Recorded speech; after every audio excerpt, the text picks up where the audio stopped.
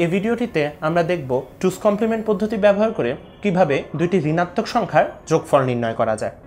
এখন দুইটি ঋণাত্মক সংখ্যার যোগফল নির্ণয় করার জন্য আমাদের প্রথমেই -8 এবং -5 এর বাইনারি সংখ্যা বের করতে হবে। যেহেতু এটি একটি ঋণাত্মক সংখ্যা, তাই আমরা যদি 8 এর টুস কমপ্লিমেন্ট করি তাহলেই আমরা -8 এর বাইনারি সংখ্যা পেয়ে যাব। একইভাবে আমরা 5 এর টুস কমপ্লিমেন্ট করলে -5 পেয়ে যাব। এখন আমরা যদি এই দুটি সংখ্যা যোগ করি তাহলেই আমরা -13 পাব। সেটা কিভাবে দেখা যাক। 1 আর 0 যোগ করলে আমরা পাই 1, এখানেও 1, 0, 1 আর 1 যোগ করলে 0, ক্যারি থাকে 1, 3টা 1 যোগ করলে যোগফল হয় 1, হাতে আমার আবার ক্যারি 1 থাকে। 3টা 1 যোগ করলে 1 ক্যারি 1, 1 ক্যারি 1, 1 ক্যারি 1। এখন আমরা দেখতে পেলাম এই 8 বিট রেজিস্টারে আমাদের 9টি সংখ্যা চলে এসেছে। তার মানে এই সংখ্যাটি আমাদের ওভারবিট ফ্লো বা যেটিকে আমরা বাদ দিতে পারি।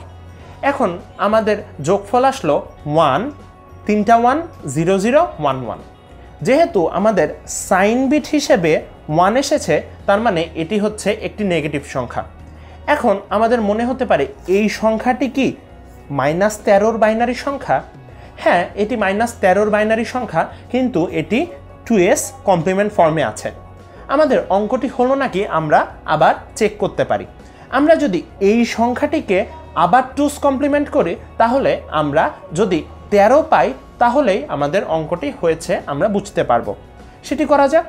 0 0 0 1 1 0 0, এটির সাথে আমরা যদি 1 যোগ করি তাহলে আমরা পাবো 1 0 1 1 0 0 0। এখন আমরা যদি 8 4 2 1 কোডটি মাথায় থাকে আমাদের, তাহলে আমরা বুঝতে পারবো 1 1 0 1 মানে হচ্ছে 8 আর 4 12, 12 এর সাথে 1 যোগ করলে হয় 13। তার মানে আমাদের এই অংশটুকুর মান হচ্ছে 13। আর যেহেতু আমাদের বামে একটি সাইন বিট হিসেবে 1 রয়েছে, তার মানে আমাদের যোগফল এখানে এসেছে -13। এখান থেকে কিন্তু আমরা একটি ব্যাপার দেখতে পারি। সেটি হচ্ছে আমরা যদি দুটি ঋণাত্মক সংখ্যার যোগফল করি, মানে আমাদের যোগফল যদি একটি নেগেটিভ সংখ্যা আসে, তাহলে আমরা অ্যান্সার পাবো 2s কমপ্লিমেন্ট ফর্মে।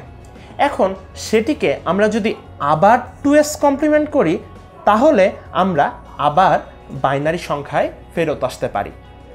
এই বিষয়টি আমাদের কিন্তু ইন্টারমিডিয়েট পরীক্ষার জন্য খুবই গুরুত্বপূর্ণ।